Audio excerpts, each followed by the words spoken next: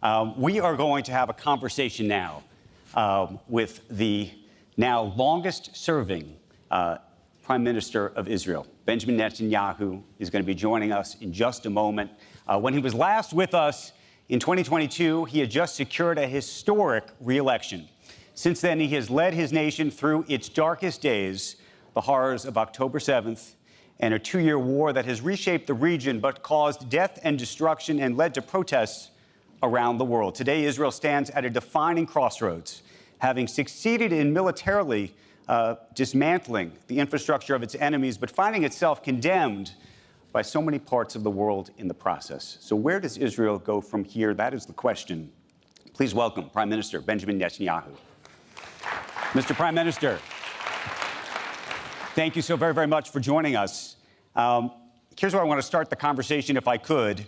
Just over 2 weeks ago, we had a breakthrough moment when the UN Security Council voted to adopt President Trump's peace plan for Gaza. But Hamas, of course, has now rejected that plan. And even today, there are accusations about the ceasefire being broken. And I think we all want to understand if there really is an opportunity for a sustained peace, and if so, how? I think there is. I think that the battering that the Iran axis received opens up many possibilities, but there's still some mopping up that has to be done. I think the most important thing about Gaza was first that the first phase of the plan was achieved, and that was what people didn't believe would happen. I believed, President Trump believed, and with a combined effort, military and diplomatic, we were able to bring Hamas to give us all our hostages. We still have 2 left, 1 Israeli, 1 Thai citizen. We'll get them too. They're deceased, but the live hostages are out. We got the deceased ones back. And the reason we got it is because we went into the last stronghold of Hamas in Gaza City. They didn't believe we'd do it. And at the same time, President Trump put together a very strong Islamic and Arab coalition. And the combination of those 2 pressures brought Hamas to its senses. They gave us all the hostages.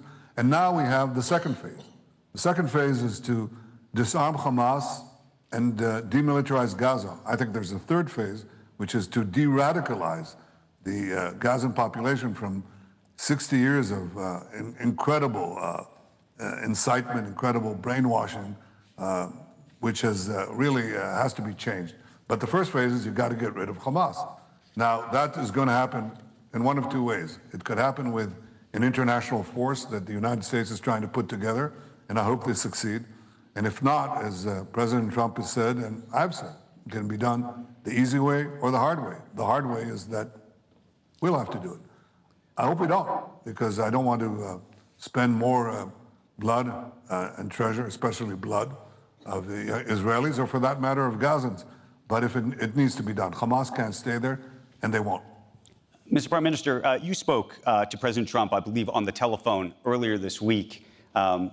He spoke to you, I believe, about what's taking place in Syria. But I also understand that there was a discussion about getting his support, if you will, or more support from him for a pardon for you. Can you tell us about that conversation? Not really. I don't tend to speak about private conversations, but I can tell you what I am talking about. President Trump spoke time and time again about the need to end this, what he calls a witch hunt, and it is. It's going on for 10 years, 6 years of bogus investigations, and 4 years of an endless trial. And of course, if they had something would have occurred. So I was being put on trial. Are you sitting down? I'm sitting. Yeah, well, all right. For bribery. What was the bribery? Not envelopes of cash, not any material remuneration, but supposedly positive coverage in a second-rate internet site. Well, it turned out there was negative coverage. It turned out, in fact, that this was probably the most hostile internet site that you can imagine. So 2 years ago, the judges call in the prosecution and they say, drop the bribery charge. That's your flagship charge. There's nothing there. Well, they wouldn't agree. So they kept on going because they don't want justice. They want me out of office. So they continued. Okay. So then 2 charges were left. I received a Bugs Bunny doll You're not laughing. My son received a Bugs Bunny doll 29 years ago, and I received some cigars and champagne bottles. That's what this trial is about. And you were at that trial today. Yeah. I'm supposed to spend 3 times a week, 8 hours a week in that trial. And I've got a few other things to do. And I think history beckons. We have opportunities for peace. We have enormous opportunities in AI and quantum, other things. I've already revolutionized the Israeli economy once into a free market economy. It's become a juggernaut. And now we have the ability to seize the future, which will not only help us, but help the entire Middle East, the world, really. And so I thought that in our system, when you ask for a pardon, you're not admitting to any guilt. You don't have to, and I don't. But I am saying that the needs of Israel are such that to spend another 2-3 years in this nonsense, where this trial has just collapsed, it's become a joke. It's a joke. I mean, taxi cab drivers make jokes about it. It's so silly. It's so stupid. And I suppose, for the fun of it, you can continue. I was the champion debater in my high school. Yes, I know how to do this, but this is absurd. So I hope that it ends and that we... What do you think the chances are that it will? You spoke to President Herzog, and you've made the request. Yes, I did. Yes, indeed. I don't know. It's up to him. But I hope he does it, because I think it's right for the country. And it's right for our future. We have a lot of tasks at hand. Right. And it's a lot easier to do them, Andrew, if you don't have to spend 8 hours a day, 3 times a week in this nonsense. It is just that. It's just ridiculous nonsense. Let me ask you a separate question then. President Trump recently hosted MBS at the White House, who said he wants to be part of the Abraham Accords, but that there needs to be a path to a 2-state solution. How do you square that with your view, I believe, where you have said there will not be a Palestinian state? Well, there was a Palestinian state. It's called Gaza. That's exactly what it was. It was a de facto state, and we didn't get peace. What we got was the most horrific massacre of Jews since the Holocaust. And if you ask Israelis now, and it just covers an enormous spectrum, I mean, from left to right, we had a vote in the Knesset. We have 120 Knesset members. 99 to 11, 10 abstained. 99 to 11 opposed being forced on a Palestinian state. I mean, that tells you something. And so people say, look, there has to be a solution with the Palestinians, but it's not one in which they don't recognize the Jewish state. They commit themselves over and over again to do this massacre again.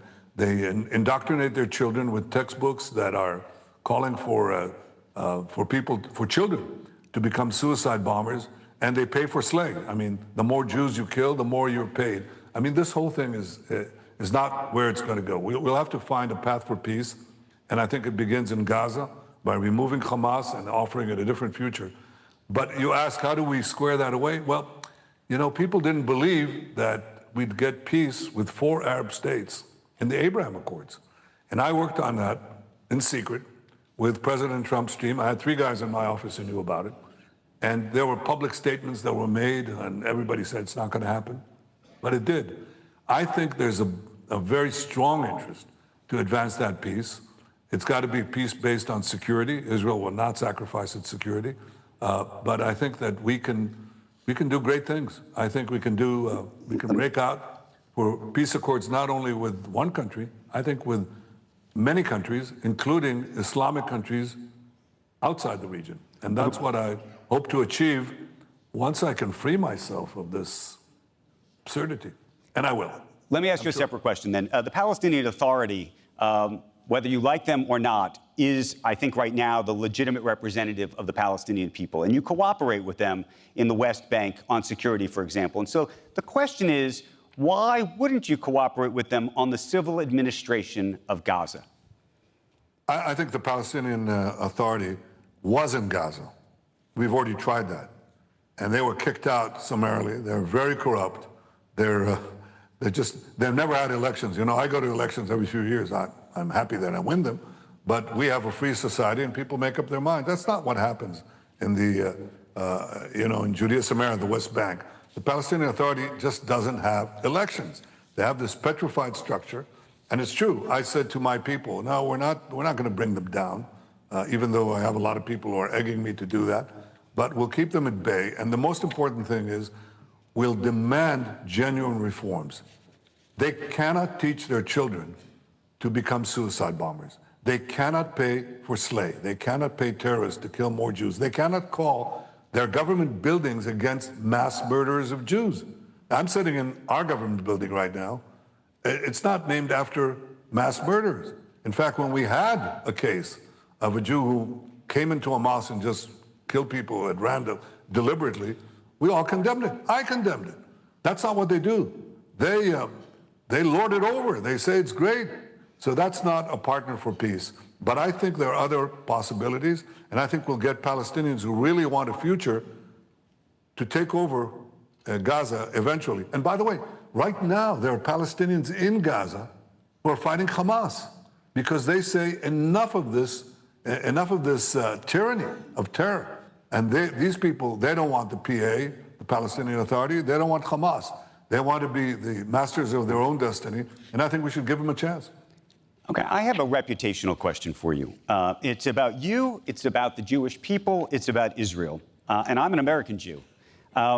Tens of thousands of Palestinians, as you know very well, have been killed during these last few years. The International Criminal Court has an arrest warrant out for you, which of course alleges that you conducted war crimes. In New York City, right here where I am, the mayor-elect, Zohran Mamdani, says that he would comply with the ICC and he would arrest you. And this is sort of where I wanted to start this conversation in so many ways. There's this split screen, which is that you have accomplished so much on a military scale to the great success, I believe, of Israel and possibly the Middle East long term. But in the process, there's an argument that you have lost large swaths of the world. And how do you think about that? And how do you come back from that? Well, let's parse it out. First, the victory of Israel is the victory of the courageous soldiers, the sons and daughters of Israel, who go to the battlefield to fight not only for ourselves, but by removing Iran, Iran's nuclear threat. Iran talks about death to Israel, death to America. They just see us as a stepping stone to getting to America with ICBMs, long-range missiles that can be targeted on any American city with nuclear bombs. So we're fighting our battle for sure, but we're fighting the free world's battle against the barbarians. The second thing is that you say we committed war crimes. I committed war crimes, whatever. I guess look, I would say that no army has done what Israel has done to try to get civilians out of harm's way, and Hamas has done everything in its power to keep civilians in harm's way. We tell them, please get out of a combat zone, and they shoot. Hamas shoots civilians who try to leave in order to get casualties, in order to get the propaganda effect that you're talking about, which is obviously very bad. It's debilitating and it's bad. So the propaganda war is not easy to win as the military battle is. How do we deal? And then they accuse us of war crimes. Fine, let's deal with that quickly. The guy who accused me of war crimes is the ICC prosecutor, Karim Khan. He was about to come to Israel. He said Israel has a great judicial system, independent judicial system, and he was going to work with us to clear out all these fake charges that were against us. The day that he's supposed to come here, he cancels the meeting. And we were stupefied. We didn't know, why did he cancel the meeting? It turns out that a few days earlier, one of his staff members accused him of sexually molesting her, okay? She's, by the way, anti-Israel. She's from a country that really hates Israel, and she doesn't like Israel either. And then other charges surfaced. He thought the best way of getting out of this is bashing Israel and bashing me. So now he's been suspended. So much for these war crimes. So now the larger question you ask is, how come it's so easy to do? How come you can bash Israel so easily when the facts are that Hamas, comes into our country, invades our country, kills, murders our people, beheads men and women, rapes women, and then does horrible things that I can't even describe, takes hostages, and Israel is being blamed for fighting a war that, in ways that no army has fought. I think Churchill, would have been accused of stupendous war crimes. We don't carpet bomb. We don't do Dresden. We don't do any of that. We send our soldiers, some of whom die, trying to clear out these booby traps that Hamas has put in. So how come Israel is getting bashed so quickly? How come? And that's the question. Irrespective of whether you think you have done it right or wrong, there are people, including the mayor-elect of this city, who has questioned whether Israel should exist, and especially what you have done over the past 2 years. Despite what you have done, it doesn't almost matter what you've done. I'm saying at this point in the situation, how do you restore that trust, if you can, in Israel and in yourself?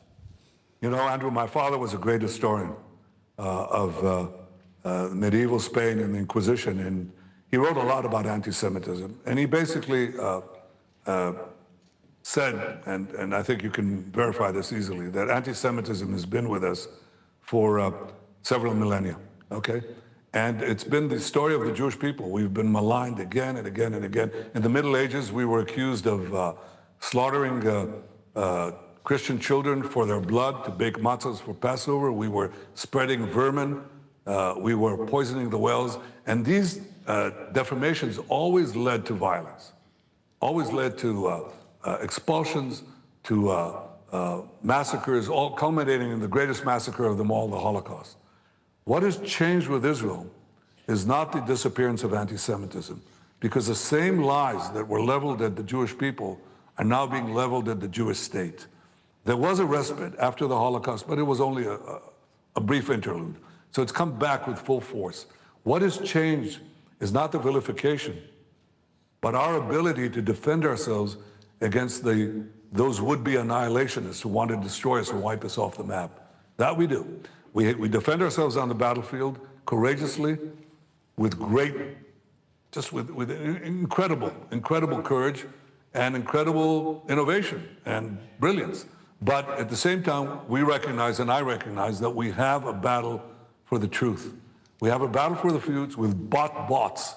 You know, they just buy these bots, put them into the cell phones that are, by the way, produced by Israel, these cell phones, many of them, and they just brainwash entire generations of youth. And yes, we have a problem there, and we'll have to fight this battle and use all our inventiveness, all our creativity to fight this battle. But one of the ways to dissipate this is to end the war quickly, which is what I'm trying to do. Let me ask you a separate question. We've long wanted to do one of these interviews in person right here in New York. By the way, and I didn't answer your question, Andrew. I'll come to New York, okay? And that was my question. Would you come to New York, given what the mayor has said about arresting you? Yes, of course I will. And you will test that? I mean, what is the thought about how that would work? Well, why don't you wait and see? Yes, I'll come to New York. Okay. Would you want to talk to him, by the way? Well, you know, if he changes his mind and says that we have the right to exist, that'll be a good opening for a conversation. While I have you, let me ask you a separate question. Steve Witkoff and Jared Kushner, who you worked with and were instrumental in this Middle East peace resolution, they are in Moscow, I believe, as we speak, working on a deal or trying to work on a deal between Russia and Ukraine. I'm curious how you think that is going and how you think it should end, given what you know both about them, about Putin and your relationship with him, and Zelensky. I hope it ends quickly, and I hope it ends with peace. It's not easy. I don't look at these things through rose-colored glasses, but I think if anyone has a chance to do this, it's President Trump, because he's shown a great capacity to move peace agreements forward. He did it with me on the Abraham Accords. He did it in a number of other places. And so if anyone can bring this peace, I think he can, and I hope he does. But I can't tell you about chances. Well, I was going to ask you, though, what do you think, though, about the way this is playing out? In effect, there are some people who believe that the United States has actually been too helpful to Russia as opposed to Ukraine. Look, I think it's too early to say how this will end up. There are negotiation tactics. You lean on one side, and then you lean on the other, and then you lean on the first side. It just goes back and forth. I don't know. I have enough problems here, tending with our own neighborhood. And I hope to achieve multiple peace agreements here because we fought so hard. And the Jewish people pray for peace. That's how we greet each other. We say shalom. Shalom means peace. And we have hope. Our national anthem, the Tikva, means hope. So I have hopes for peace, but I know one thing. Right. In our neighborhood, and I venture to say now, in all the areas of the world, the way you achieve peace is peace through strength, you know? Hard to pronounce, but easy to understand.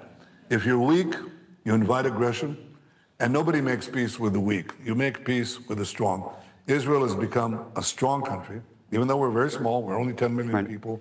We live on a very small piece of land, but we have gigantic talents and gigantic motivation. And to see how the people of Israel united, even though we have fractious politics, you know, as you can imagine, it's a boisterous democracy. Right. But at the time of testing, when our country was invaded, when we faced, you know, people thought we were doomed. We were attacked by these brutes. Hamas, Hezbollah joined them in the north, and everybody thought all was lost. And then on the second day of the war, I said something to the mayors of the places that were invaded. I said, we will change the face of the Middle East. We will win this war. Because it was clear to me that we were not only fighting Hamas, we were fighting Hezbollah, we were fighting the Assad regime, we were fighting the militias in Iraq, we were fighting the Houthis, we were fighting Iran. And we did. We won this war. We won this war, but it's never ending. It's like, you know, if you have cancer and you take it out, you know, it can still come back. It's certain types of cancer. But if you don't take it out, you die. So we took it out. We removed this threat of nuclear annihilation that could have happened within a year. Iran, within a year, within 6 months, could have had its first atomic bomb. And they would have no compunction about throwing it. And where do you think Iran is right now on that? I mean, there has been. I think we pushed them back a lot, Andrew. How far? Well, I think it's very hard to manufacture a bomb when your top scientists are knocked out. They had atomic scientists, and we knocked them out in the first 2 minutes of the war, along with their top command. We set them back. Does that mean that they won't try again? Of course they'll try again. But our focus right now is on the Iran axis, right, on their various proxies. On Hamas, let's finish the job there and open up a path for a different future for Gaza and for Israel. And the same thing is true of Hezbollah. I mean, we opened up the possibility of a change in Lebanon. I think it's also up to the people of Lebanon to seize the future of their own country. But we've brought down Hezbollah a lot, and we deal with the Houthis and any other proxy that we have to deal with. I think opportunities are vast. They're vast, but I think it requires more work. Finally, let me ask you this. You are 76 years old now. I'm curious how much longer you want to stay in public life. I don't measure it by time. I measure it by missions, by tasks. I'm supported by a great majority of the people in the country. You never know that by the foreign reporting, but that's it. That's why I keep winning these elections. We're not, you know, people say to me, oh, maybe you're a king. I said, I'm not a king. I have to get elected, for God's sake. And, you know, I have great support at home. My wife is incredible. She's a lioness. And my 2 boys, they support me. The people support me. Now, what do they support me for? They want me to complete the quest for peace. They understand that just as I really liberated Israel's economy from stagnant semi-socialism to become one of the most remarkable founts of creativity and innovation and technology in the world, unbelievable technology, we have now an opportunity. Because everything we achieved, just to give you a feeling, okay, Israel was a country with $17,000 per capita. When I took over as a foreign minister, I had a little stint in that. And today it's going to cross $60,000 per capita. It's still a way to go. But that's a change that no country experienced because of the free market revolution that I introduced here. I see a much greater revolution coming. It's here. It's not coming. It's already here. And all the wondrous technologies that we have, some of them are very frightening. I've talked to the leaders of AI in the world, and you ask yourself, there's so many blessings in this, but there could be a curse. But to challenge it or to channel it into the blessings that Israel can give itself and the world, I think there's another revolution coming. I tend to steer it along with the achievement of a broader peace. These are two enormous tasks that I'd like to take on. And you know, when history is within reach, you don't step aside, you step forward. And that's what I'm doing. Mr. Prime Minister, we're going to leave the conversation there. We very much appreciate you being back with us, and thank you very, very much for the discussion today. Thank you. Great to see you. Thank you. Thank you, Mr. Prime Minister. We are going to take a break, and we'll be back in just a little bit. Thank you, everybody.